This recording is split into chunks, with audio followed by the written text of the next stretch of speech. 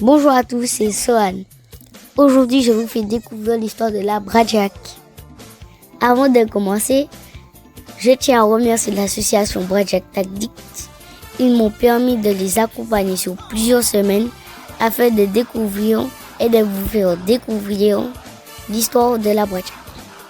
Il y a quelques années, les vieilles voitures hors d'usage, qu'on appelait aussi taco, étaient retapées dans les quartiers en coup de main afin de permettre à ces personnes de se rendre au carnaval dans le bourg ou dans la commune de Fort-de-France. Dans les quartiers, il y avait un vrai coup de main pour retaper les vieux tacos. Voici comment ça se passait. Tous les habitants du quartier travaillaient ensemble pour redonner vie aux vieilles voitures. Tous les restes étaient utilisés. Restes de peinture, restes de tissu récupérés chez la couturière du coin, des pièces par-ci, par-là, données par le garagiste. Bref, tout ce qu'ils avaient besoin était donné, rafistolé ou modifié. Un coup de pinceau, un tour de clé, quelques poids de fil et bien sûr, on n'oublie pas ce qui bidouillait le moteur et le pot d'échappement, d'où le bruit infernal qui a donné le nom Bradjack.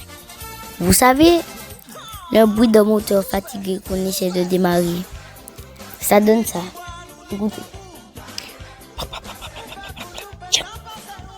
Et bien sûr, le mot Bradjack, c'est aussi un mot créole qui veut dire vieille voiture. Vous savez qu'on peut dire un Bradjack ou une Bradjack, comme vous pouvez dire un véhicule ou une voiture. Pour la plupart des anciennes Bradjack, les portières étaient carrément retirées. Certaines n'avaient même pas de capot. C'était vraiment marrant. Tous ces vieux tacos renaissaient de leur sonde pour 4 jours. Mon papy m'a raconté qu'après le carnaval, beaucoup de ces Bradjack étaient abandonnés un peu partout sur les routes. Aujourd'hui, les Bradjack ne sont plus de vieux tacos rafistolés, mais sont devenus de vrais chefs-d'œuvre. Elles sont customisées avec des thèmes vraiment magnifiques. Il y a beaucoup d'heures de travail et de mécanique dessus. Entre pétarade et originalité, la Bradjack est unique et fait partie de la culture et de l'histoire de la Martinique. Et oui, parmi sa pièce côté. La Bradjack prend vie autour de coups de main, entre potes, en famille, et toujours dans le partage, la convivialité et la bonne humeur. Depuis plusieurs années, les Bradjack sont soumises à une véritable réglementation pour la sécurité de tous. Plus aucune Bradjack ne peut circuler sans portière et sans capot. Elle doit être assurée et avoir le contrôle technique. Et pour avoir le contrôle technique, il y a un nombre de décibels à ne pas dépasser.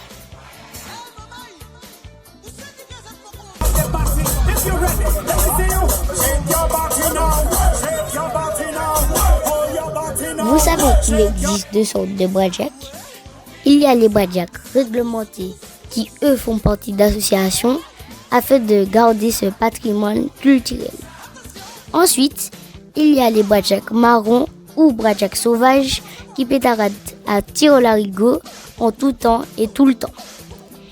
Et ils ne font partie d'aucune association. Ce sont malheureusement ces Bradjack-là qui font du bruit jusqu'à très tard dans la nuit et dépassent le taux de décibels réglementé. Attention aux oreilles. Justement, vous savez que péter une Bradjack, ça fait pas du tout partie de chez nous.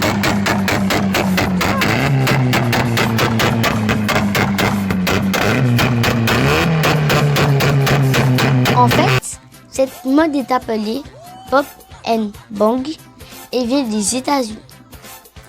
Ça a été inventé spécialement pour les voitures de rallye afin d'avoir un son plus sportif et c'est principalement pour les voitures de sport japonaises.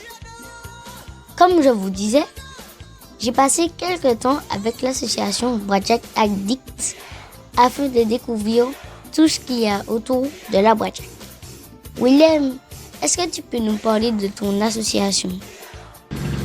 Alors, concernant les Blackjack, ben en fait, figure-toi que j'étais un Blackjacker X, hein, et puis c'est avec Widi et Miguel, on a fondé l'association parce qu'on on a eu envie de faire perdurer la tradition, mais en fait, on a remarqué que plus les années passent et en fait, plus l'image de la Blackjack se dégradait par rapport aux pétarades, etc. Donc, l'association avait pour but de valoriser les Blackjack afin qu'elles puissent rester quelque chose de désiré dans le carnaval de Martinique, tu vois. J'ai vécu l'association en tant que membre, vice-président et puis là maintenant président. On a essayé de vraiment intégrer la Blackjack, on va dire, un peu plus souvent dans l'année avec les opérations comme la lutte contre le cancer ou bien on a créé une opération en cas de couillou pour les enfants défavorisés qui sont passés en foyer. On a fait la deuxième édition cette année, ça s'est bien passé, mais on essaie vraiment de faire en sorte que la Blackjack soit polyvalente et pas quelque chose de détesté. On essaie de lui donner de la valeur pour être apprécié. Merci Willem. En attendant, c'est terminé pour aujourd'hui. Je vous dis à bientôt pour une nouvelle découverte. N'hésitez pas à commenter, à liker, à vous abonner et à partager. À bientôt!